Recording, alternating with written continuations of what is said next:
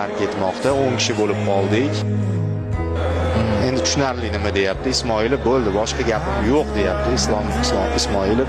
Tarvaz berilsa kerak, chunki tashqari deydi. Va endi bunisi nima bu do'stlar? So'nggi umid bo'ldi deb baholandi.